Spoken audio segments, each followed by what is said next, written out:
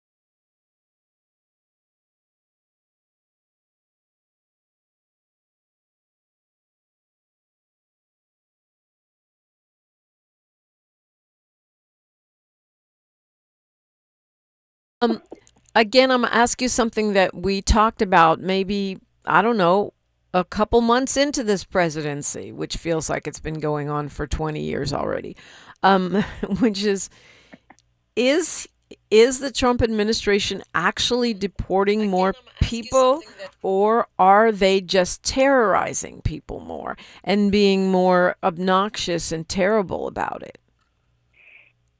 At this point, what we see is that it's really the latter. It's more of the detention, definitely detaining more people, definitely grabbing more people, definitely, coming up with all the different ways to try to terrorize people. And the deportations that have gotten the media attention, have, of course, caught our eye, are the ones that are the most va-va-voom, Yeah, sensational, high deporting profile, yeah. people to other countries, exactly. But in terms of actually this mass deportation of over 11 million people, ain't, not a drop in the bucket. Of course, we don't want to dismiss the fact that people have been deported, right? So I don't want to act Right. like that didn't happen. But when we look at what the rhetoric is about what he claimed he would do and, all the chest beating, actually that's not what we are seeing in terms of deportations. It's not mass deportation as much as mass terror, mass imprisonment, mass disappearance. There's other masses that are happening, but not the deportation. Well, the thing is, that supports this theory, and you may not want to speculate because you're an attorney and fact based as I am. But it seems that a lot of signs are pointing to this idea that detention may be the goal. Detention, free labor, the buildup of this prison industrial complex around migrants rather than only, Black and Latino people who are citizens. Absolutely. I mean, I think that it's not speculation, given what we understand. It's something I'm talking with, some other leaders and spaces about as we talk about the mass incarceration system.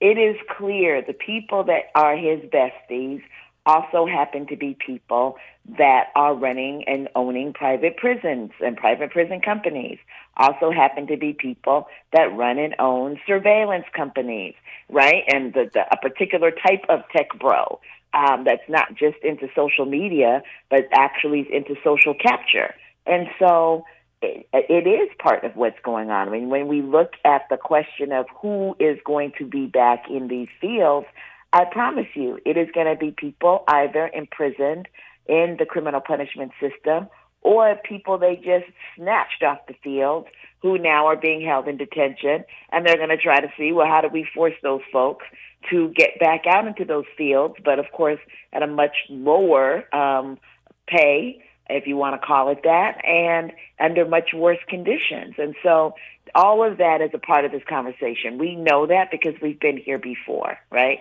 This is not the new Jim Crow. This is like the new enslavement. They're taking it way back to the 1800s. And what makes you say that? Because, I mean, the reason I'll ask for more clarification is because I'm still hearing some Black Americans saying, well, good, let's get rid of these folks and then we can get jobs and housing and space in schools. So those folks may take offense at the comparison to enslavement.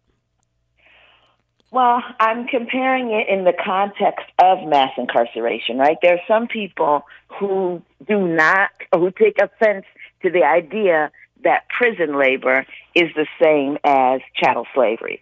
And I don't think anyone is saying that. I mean, we look at, I think it was Proposition 5, Dominique. But I'm pretty sure it was 6, but wrong. yeah, I think it was 6. Yeah, that failed. And remember how people were like, well, it's not exactly slavery. And that was a big piece for people. Like they were thinking, well, why are you calling this what's happening in prison slavery when the notion that people have here of slavery is only of chattel slavery. But the whole point about chattel slavery and why we call it chattel slavery is that was a particular type of slavery, not the only type of slavery, but a particularly dehumanizing, literally, type of slavery. That's not what we're talking about here. But we are talking about a situation in which people are compelled to work and compelled to work under particular types of conditions that are not just that you don't get paid, but that you are not treated as a human being, right? You may not be defined as property in a chattel way, but you're not treated as a human being in terms of the conditions that you're living in. I mean, they're talking about in the case of, in one case they came up where people were forced to be on the ground, handcuffed behind them, and, made to eat food like dogs on their knees. No, it's not chattel slavery. However, it's not just like a bad day at the office. No, it's definitely not just like a bad day at the office. We have had a ruling by a judge here in California that that ICE is not supposed to, Border Patrol, Homeland Security is not allowed to racially profile people. In other words, just arrest people for immigration violations based on how they look, the language they speak, or the fact that they're visiting the Home Depot. But it seems like the authorities are ignoring that ruling. Yeah, that's not shocking. I mean, I'm glad that they got. Yeah, I'm glad that they got the ruling because I think that there's something to be said of throwing it all out there, right? Everything with the kitchen sink, and then maybe the kitchen sink, as well. So I don't think that that's a problem by any means necessary. There's a legal battlefield, and you do stuff on that legal battlefield. And at the same time, the conversation that we have at BAJI, Black Alliance for Just Immigration, is that immigration is a racial justice issue. And anything in this country that's a racial justice issue, you must look to see what has happened to Black people in this country. And I'm going to drill down even more and, beyond Black people and say African Americans specifically. That is what defines how racial justice moves or doesn't move in this country. Do you know how long racial profiling has been illegal? A long time. What has that meant for Black people? What has that meant for African Americans, and specifically the fact that LAPD and the sheriffs and all these other 52 agencies within LA County have not been allowed to do racial profiling for a much longer time period in terms of court rulings has not stopped it from happening. So everyone should have been clear that it was still going to occur, and continue to organize ourselves under the premise that we're going to be racially profiled, particularly as Black people, clearly, now as brown folks that are Latinx, Latine. We also know that Muslims are, racially profiled.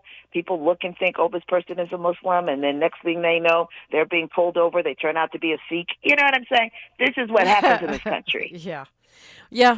Point taken. Attorney Nana Gyamfi is my guest. She's the executive director of Black Alliance for Just Immigration. If you got a question or commentary, you're invited in at 800-920-1580. We're unapologetically outspoken, unapologetically progressive. KBLA Talk 1580.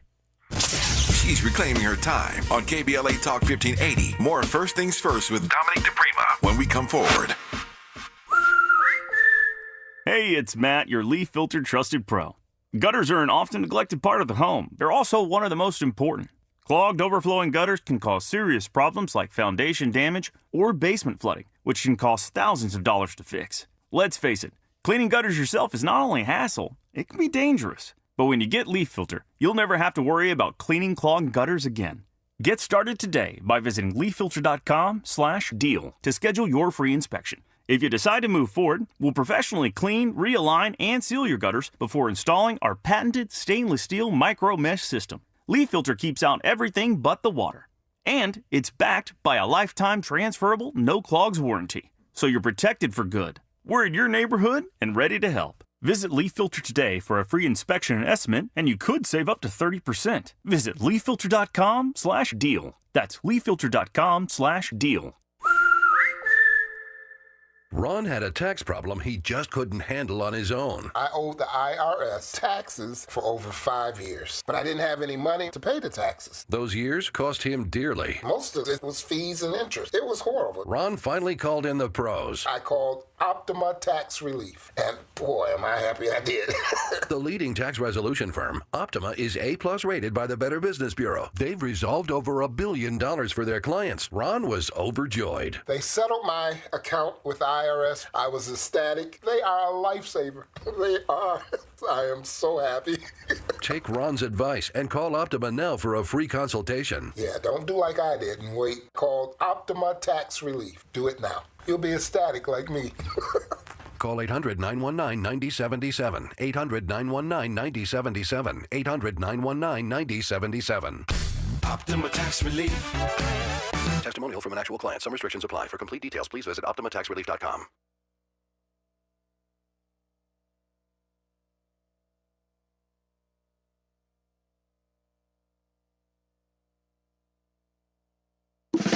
Are you ready to be a part of the conversation that will help shape our nation's future? Get ready to join us for the Left Coast Forum, Saturday, October 25th at LA Trade Tech, where progressive voices will come together to tackle the issues that matter most to working families across Los Angeles and beyond. From economic justice to climate action, from healthcare to housing, we're bringing together the brightest minds and most passionate advocates for real solutions and real change. With workshops, 2 major keynote addresses, and a closing reception with great music and good food. It's the Left Coast Forum, where your voice matters and your ideas take action. Saturday, October 25th at LA Trade Tech. Brought to you by KBLA Talk 1580 and the LA Progressive. The future won't wait, and neither should you. Mark your calendar now to be there and be heard. Stay tuned to KBLA Talk 1580 for more details. Lena Bloom for the Bail Project. Imagine you're stuck in a jail cell and you can't afford bail and someone offers you a way out. Just plead guilty and you can go home and kiss your kids goodnight. What do you do? What thousands have. You plead guilty whether you are or not. Cash bail makes poverty a crime. That's why the Bail Project helps those who can't afford it while fighting to end cash bail, because freedom should be free. Brought to you by the Ad Council. Your ancestors' favorite radio station, and your favorite morning show host. Let's get back to Dominique DiPrima right now. To my abolitionist friend, attorney Nana Gyamfi. She's also a radio show host in her own right, co-founder Justice Warriors for Black Lives and Black Alliance for Just Immigration's executive director. So I was referencing a couple of restraining orders, right, that were placed in federal court. The first one said they're not supposed to racially profile. You made a great point. This is like saying, stop, wind. It's a good idea, but it might not affect anything. The second one says Homeland Security has to give access to counsel on weekdays, weekends, and holidays for people who are detained in downtown Los Angeles. Do we know if that's happening? It is and it isn't, which again is not, which is not unusual. We're supposed to have, in reality, for example, on the criminal punishment side, you're supposed to have 24-hour access to your attorney. Plenty of times I've gone down there and, whatever's happening, they're like, no, and you have to sit and fight with them. You do not have that same right to counsel in immigration court. So you have a right to a counsel. Let me take that back. A right to counsel, but you don't automatically get an attorney. So it's a lot to even get someone down there, right? Because there's no public defender in that kind of way outside of organizations like Baji, Churla, others who have attorneys that we are providing, but it's not something that's provided by the government in the same way that, say, a public defender is provided to you. And so, of course, there's also only so many of them. Even with the public defender system, there's only so many on the criminal punishment side. But when it comes to organizations, it's even less. And if you recall, this regime cut funding to legal services for immigrants. And so for a lot of organizations, thankfully, hand to the sky, Baji's not one of them, but for a lot of organizations, that gutted their legal, their legal counsel, their legal representation shops internally. And so you have less people, you have less access, and you have, depending on these immigration enforcement folks, to follow the law, which, as we know, is not happening. Well, this is real basic, and I have a lot of specific questions for you. But let me ask you this basic one. There is a perception, and maybe it's a talking point. So this is the perfect day to address it. Well, not maybe. It's definitely a talking point, which a lot of us have absorbed subconsciously. This idea that you come to this country as an immigrant or a refugee, and you immediately get thousands of dollars, a place to live, and an attorney.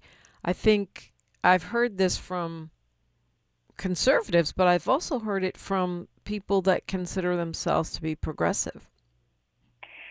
Yeah, and I understand why people have this misunderstanding, because some of the some of the programs that people have known of for decades and decades are programs that sound like that, and to some degree have been like that. Like, for example, when Cubans first came to this, were coming to this country under the program for Cubans initially, not the second program, but the program that got us Desi Arnaz, when and Marco Rubio's people.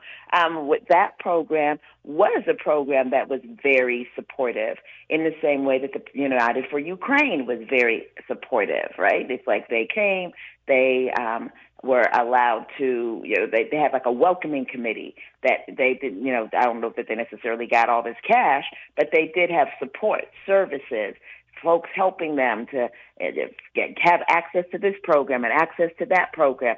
That is a specific program. That is when this government goes out of its way to say, hey, we like these particular people because of our own geopolitics, and therefore we're going to give them a break. That is a rarity. That is not what generally happens.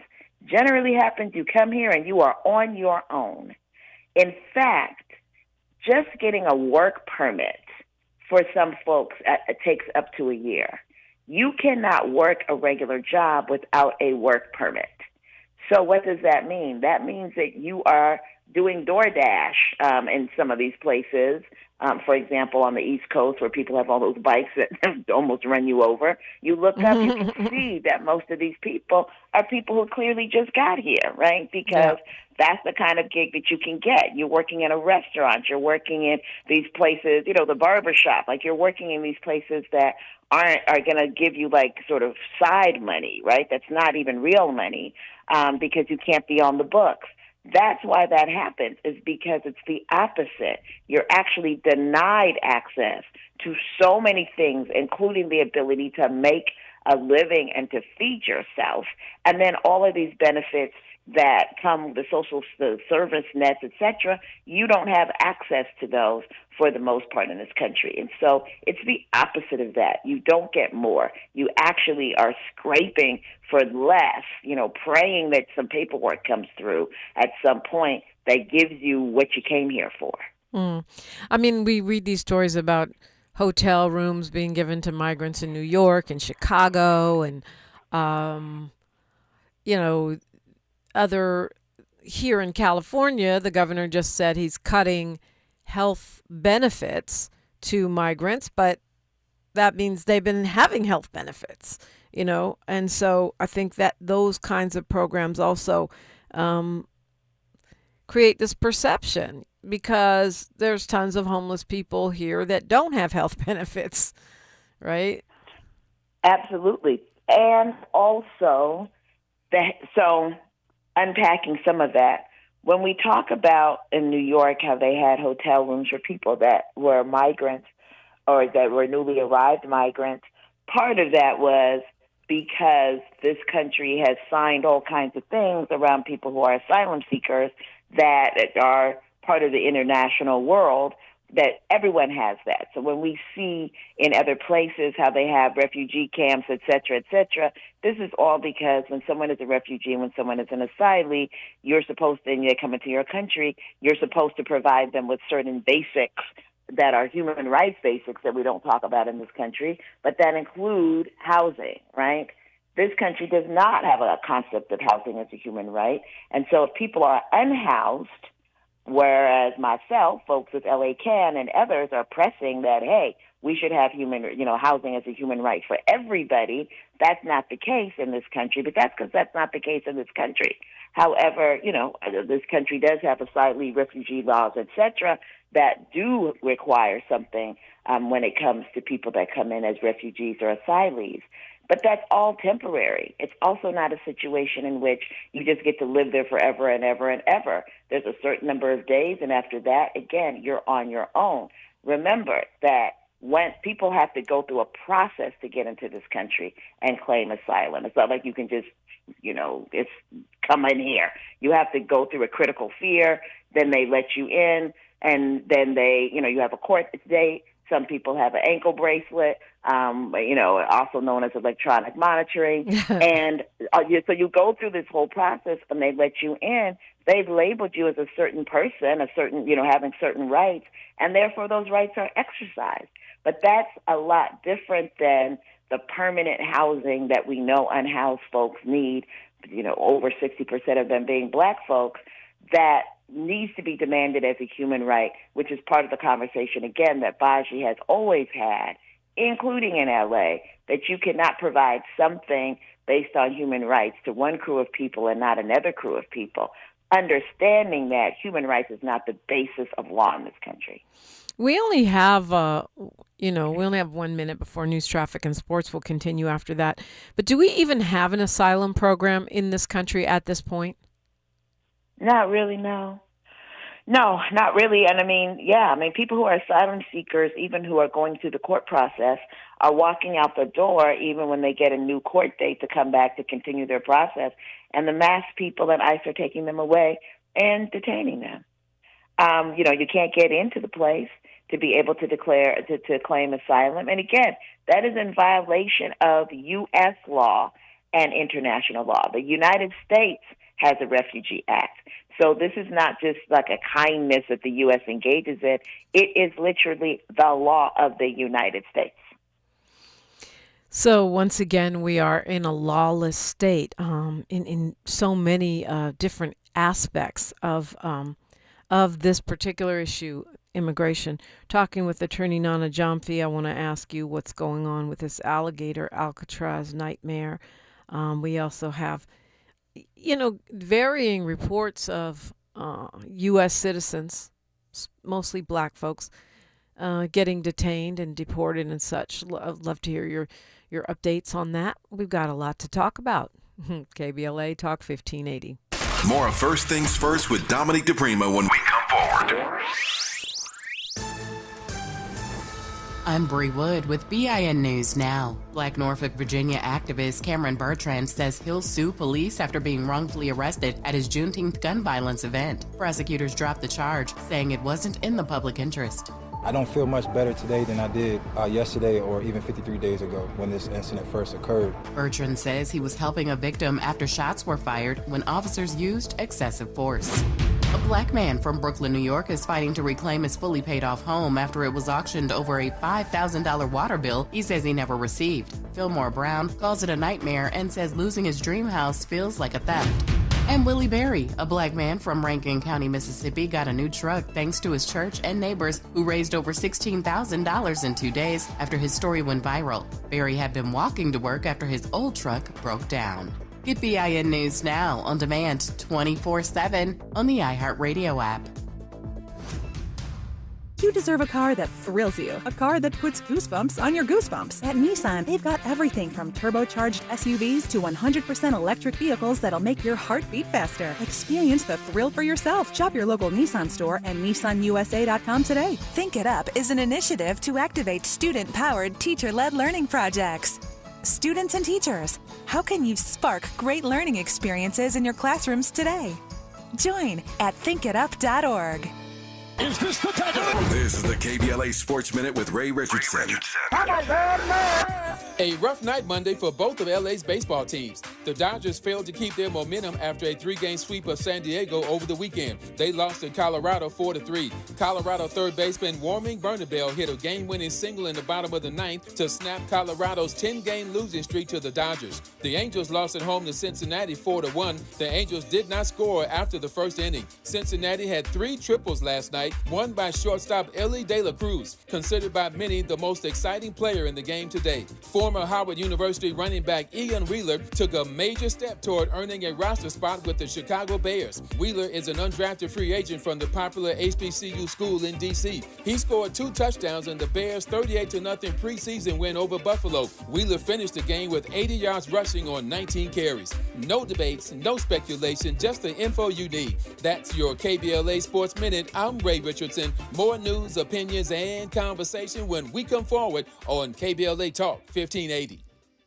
Fatherhood includes being present during pregnancy, delivery, and beyond, supporting your partner and advocating for your baby's health. Black fathers play a key role in reducing maternal and infant health inequalities. Join the free AIM Fatherhood Program and make a difference. Visit blackinfantsandfamilies.org/fatherhood. Some things can steal your sunshine. Ugh, I just got my hair done. Sorry, the cooler's broken. Anyone see my flip-flops? Anyone? But COVID-19 can steal a lot more. I just took a COVID test. Ugh.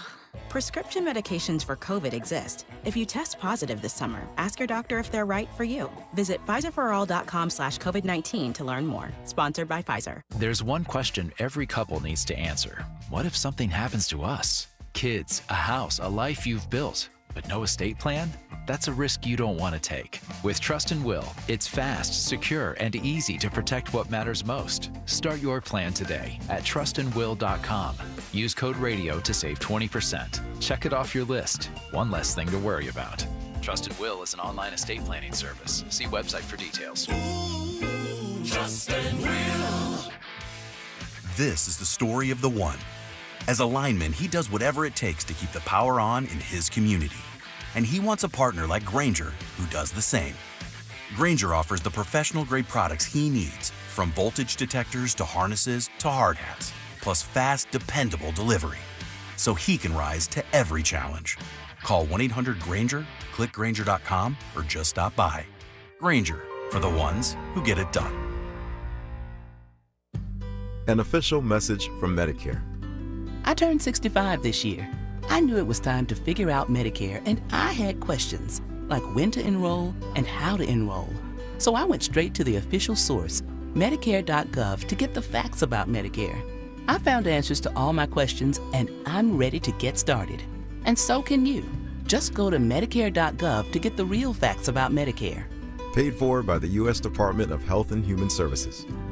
Thanks for waking up with Dominique DiPrima on KBLA Talk 1580.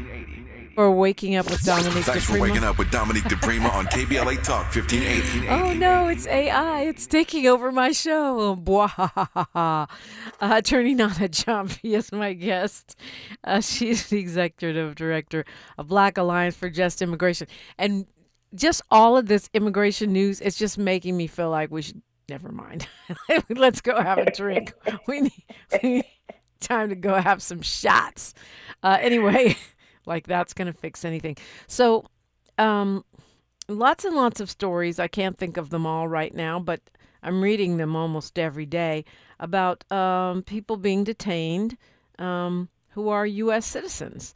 Or if they're not U.S. citizens, they're members of the military, like this guy, John Luke Evans, who is a reserve officer, and he's a Jamaican national. He's agreed to self-deport after being arrested, but this guy's a cop, right? There are people in the military.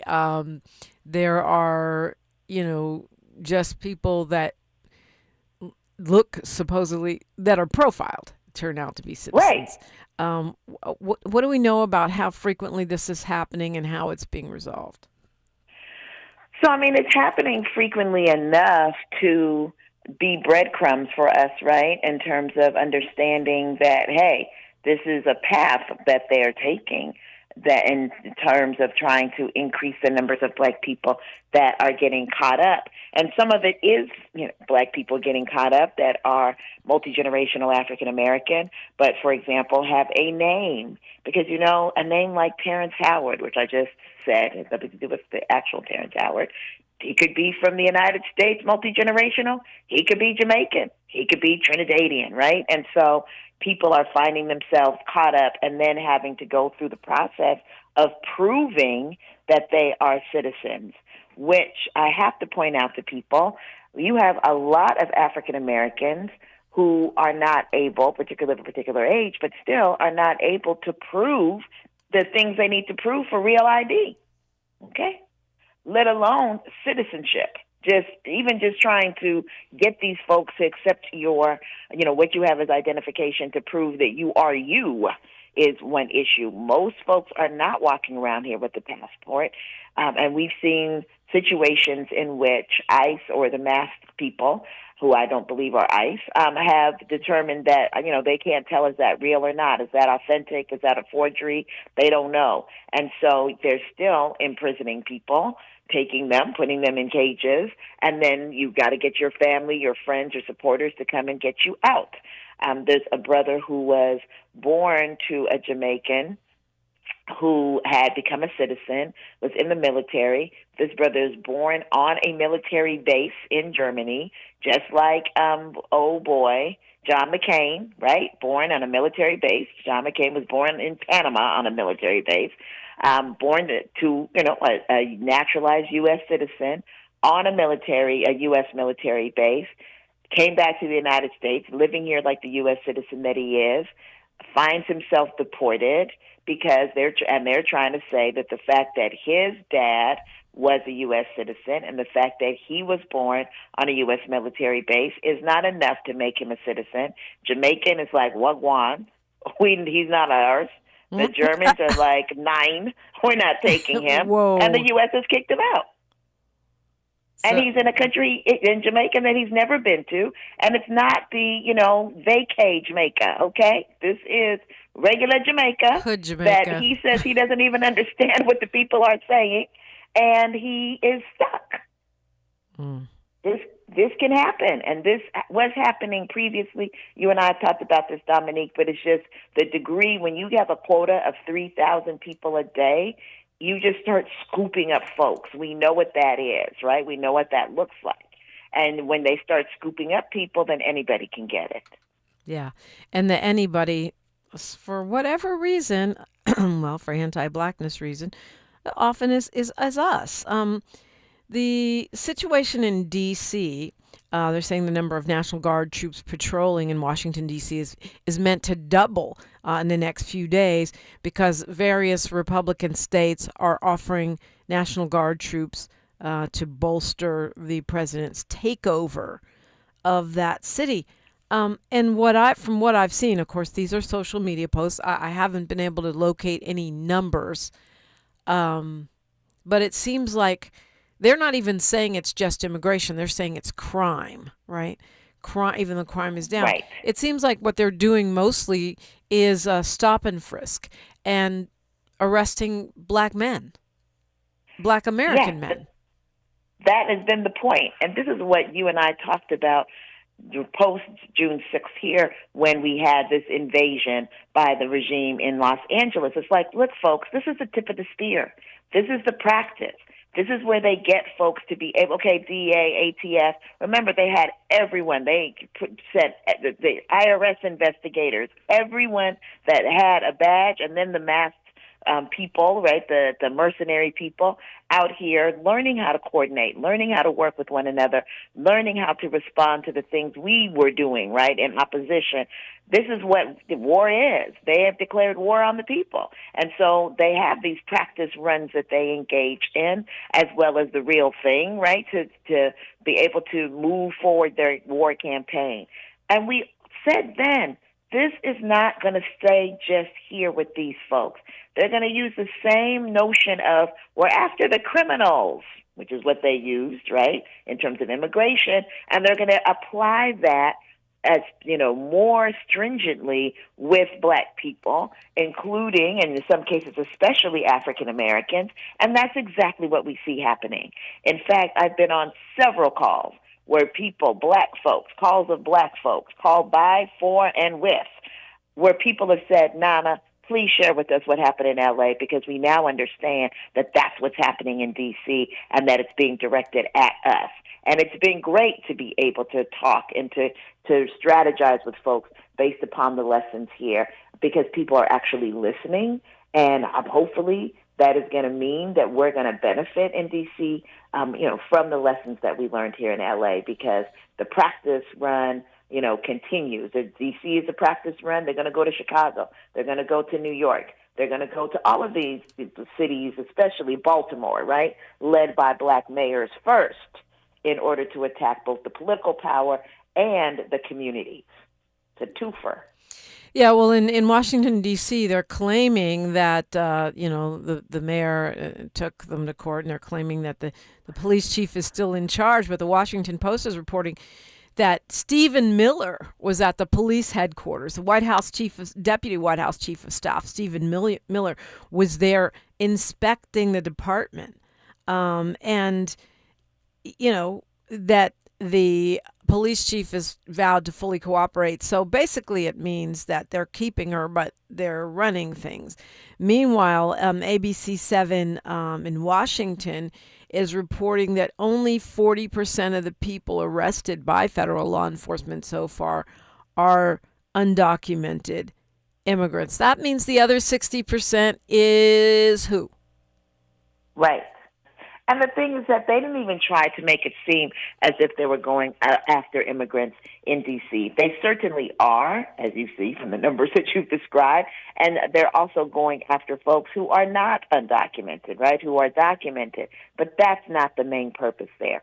They made it very clear their main purpose is to address a fictitious high crime rate in Washington, D.C. And whenever they use that language, in particular when they're talking about Chocolate City, they're talking about Black people. Yeah. This is meant to be an attack on Black people. It comes with a side of, immigration, but the focus is on Black folks. I mean, if we don't know by now that crime is a euphemism for us, then we're not paying attention.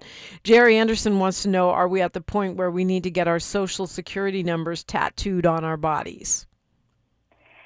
I don't know how that's going to help. I don't know how that's going to help. He'll say it's a gang, It's that you're part of MS, whatever your social security number is.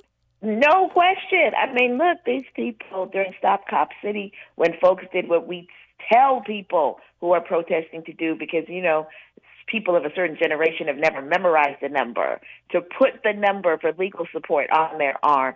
They used that for RICO charges. They said, yeah, all these people have that number on their arm, and that shows they're all co-conspirators.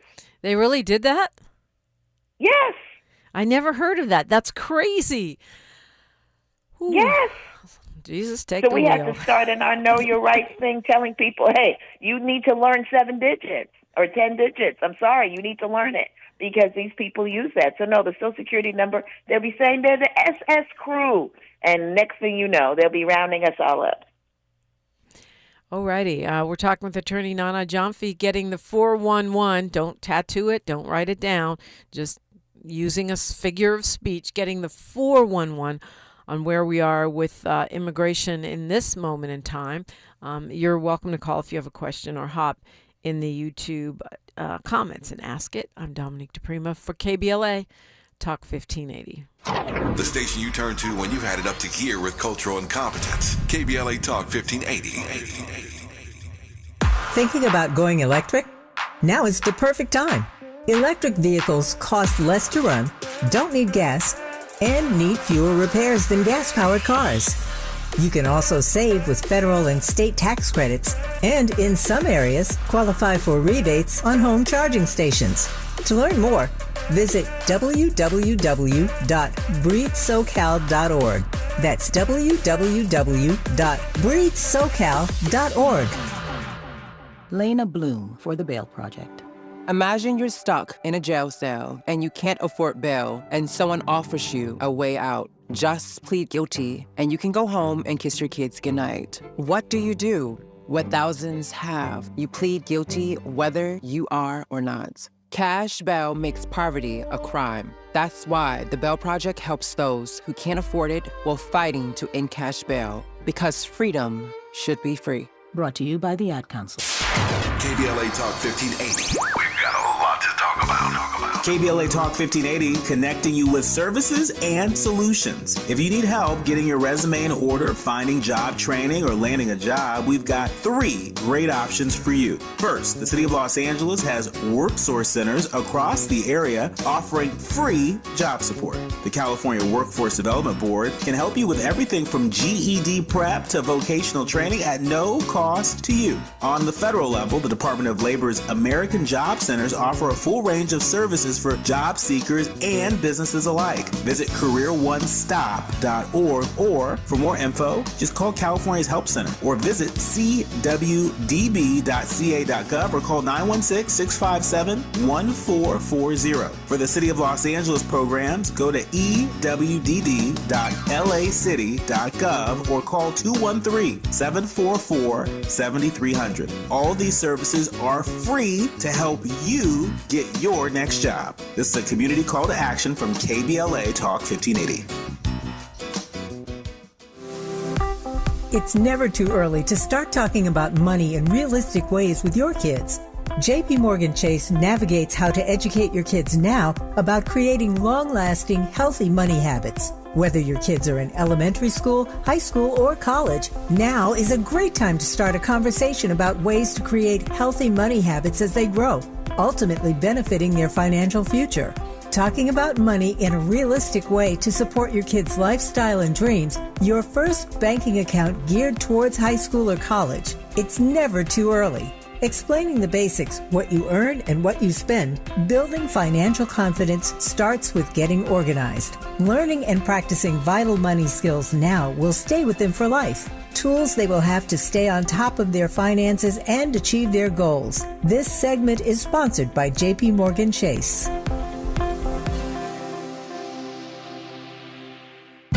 This is KBLA Talk 1580, where hate loses and love wins.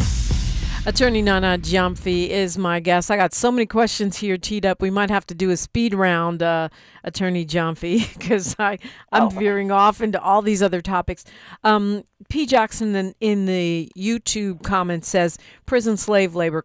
And I have read some reports that some of these detention centers are putting the migrant prisoners to work. Are you getting that? That is part of what happens. Yes, that is part of what happens.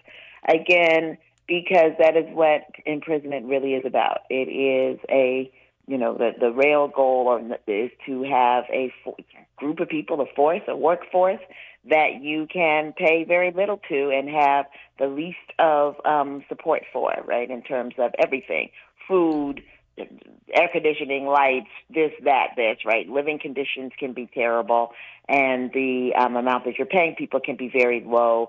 I think people understand it somehow in the context of the California firefighters. I think there's been a really good job with that, in terms of people understanding. People are fighting in California, including black people, for imprisoned firefighters to be able to have conditions that are, worthy.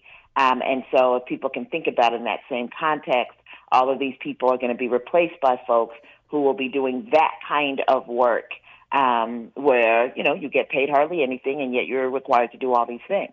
And the fact is that the Trump administration is lying right now and saying that jobs for U.S. citizens are up because of the deportations. But if we dig into that data, it turns out that's actually not at all true. And we see unemployment going up. So it's just not penciling out that way. And if in fact they're going to put these people in these detention centers, which Stephen Miller and others have invested in, that's where the labor's coming from. It's not going to give good jobs to Americans, American citizens, it's going to be you're going to be competing with people getting paid $1 a day or less. Right, or 14-year-olds who now in many states are supposedly, it's legal for them to work dangerous jobs. Child labor is back. They're going to be competing with children and imprisoned people and, robots and AI if they can make that happen. A report here in The Guardian says that a U.S. border agent fired at a moving vehicle on Monday during an immigration stop. The Homeland Security Department says that the agents fired in self-defense because the driver refused to roll down the window. This, to me, kind of bolsters your claim that they've declared war on us. Yeah, absolutely. And again, we know what this is. So as Black people, this is, I understand everyone doesn't want to pick up the job. But for those of us that do, part of the job is to make it clear that this is just, saying it's okay to continue to do the horrible, terrible things that are done to us. We don't have to look far to see a cop shooting at a Black person in a car and saying because they didn't roll down their window, they feared for their lives and they had to kill them. That is what this is. It's just the CBP version. The number of states that are just chomping at the bit to add cops to this federal crackdown are amazing to me, considering that these police departments are always saying they don't have enough cops and they don't have enough money and wah. Florida, New Hampshire, North Carolina, Texas, Virginia, Arizona, which has a Democratic governor, are using their cops as partners for the federal agencies who are supposed to be rounding up migrants. Sounds illegal, sounds problematic, and actually surprising in a way because, like I said, these folks are always claiming to be strapped for resources. Yeah, I mean, the thing is that it's some of these places that they've actually made agreements. It's part of the law there now. They've passed the law to make it so that their local law enforcement are doing immigration jobs. But it is amazing that these folks act like there's so much crime that they need more cops. They don't have enough cops to deal with crime. And then they say, crime for what? We can go do this thing over here and, leave what supposedly is their main job to the side, which is one of my talking points that I'm sharing with folks is that these people don't want to do their job. They're incompetent at their jobs. And they're just making up new jobs to do where they can torture and torment us. Well, and the other side of that coin is watching D.C. You've got all these federal agents who are pulling people over for traffic stops and red light violations, which A, they're not trained to do, but B, that seems very expensive. Like it's a very expensive way to deal with jaywalking, to have 30 federal agents deal with a person and shut down the street. It's mind-boggling, actually. And when you ask these folks, because people have been asking, like, where are they supposed to be? Some of these people that are federal agents, they're supposed to be doing international money laundering. I beg, why are you on the street harassing people over the weed that they're allowed to smoke in D.C.? You know what I'm saying? Over a joint.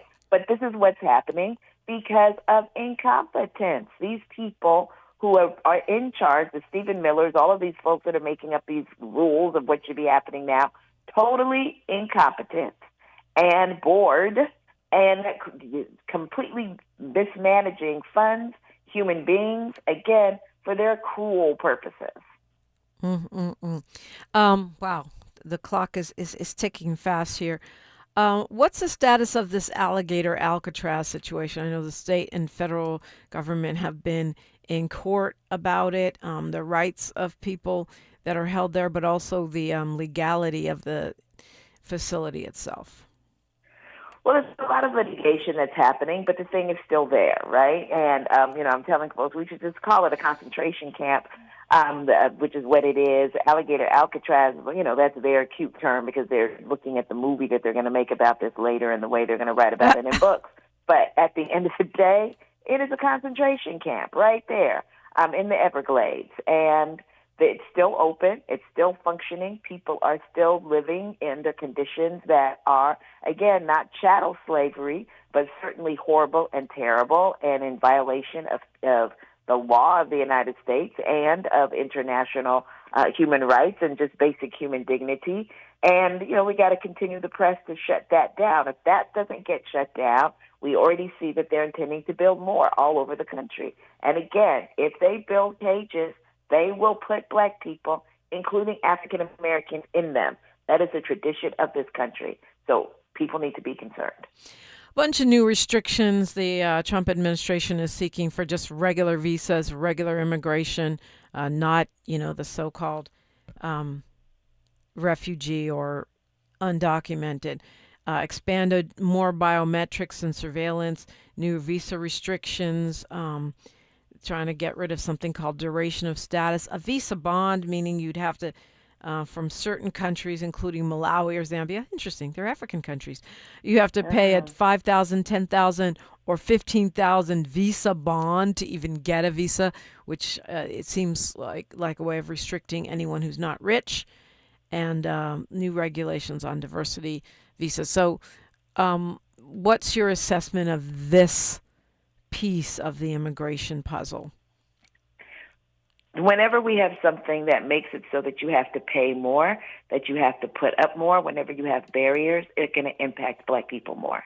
We already have a situation in which African folks, Caribbean folks, particularly black people in those countries, experience the most restrictive pathways to migrate into this country, the most restrictive. And now they're throwing even more in the mix, more barriers, more restrictions in the mix. And, we know what this is for. They just want the rich Africans, quote unquote, right? Because there's something about money in this man's mind that means that, you're more connected and more the type that he likes.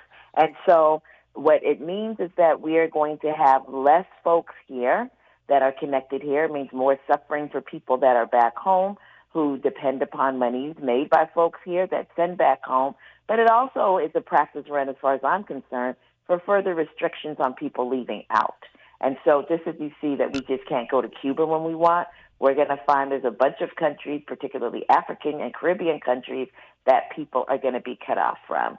And, maybe that will be the impetus for people to understand that immigration is global. And when people are being messed over coming into your country, it's only a matter of time before it becomes difficult for you to go into other people's countries. I think it's already here. I mean, that the visas to go to Africa this year were way more expensive and way more of a hassle. Nana Gyamfi, what do we need to know? How do we keep track of you? How do we help? Follow Baji on Instagram. You can go to our website, baji.org. Look for us, or you can follow me at Attorney Nana, and, see how we can tap in. We're going to be and continue to do a lot of events, conversations, et cetera, to make sure that we as black folks at least are information at all levels, regardless of citizenship.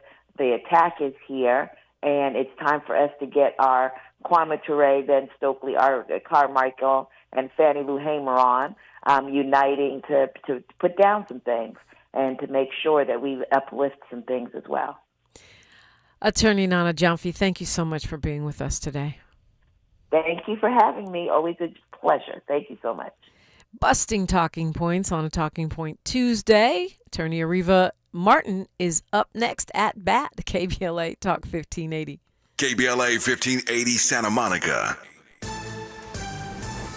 I'm Bree Wood with BIN News Now. Black Norfolk, Virginia activist Cameron Bertrand says he'll sue police after being wrongfully arrested at his Juneteenth gun violence event. Prosecutors dropped the charge, saying it wasn't in the public interest. I don't feel much better today than I did yesterday or even 53 days ago when this incident first occurred. Bertrand says he was helping a victim after shots were fired when officers used excessive force. A black man from Brooklyn, New York is fighting to reclaim his fully paid off home after it was auctioned over a $5,000 water bill he says he never received. Fillmore Brown calls it a nightmare and says losing his dream house feels like a theft. And Willie Berry, a black man from Rankin County, Mississippi, got a new truck thanks to his church and neighbors who raised over $16,000 in 2 days after his story went viral. Berry had been walking to work after his old truck broke down. Get BIN News Now on demand 24/7 on the iHeartRadio app. You deserve a car that thrills you, a car that puts goosebumps on your goosebumps. At Nissan, they've got everything from turbocharged SUVs to 100% electric vehicles that'll make your heart beat faster. Experience the thrill for yourself. Shop your local Nissan store and nissanusa.com today. Think It Up is an initiative to activate student-powered, teacher-led learning projects. Students and teachers, how can you spark great learning experiences in your classrooms today? Join at thinkitup.org. Is this the time? This is the KBLA Sports Minute with Ray Richardson. A rough night Monday for both of LA's baseball teams. The Dodgers failed to keep their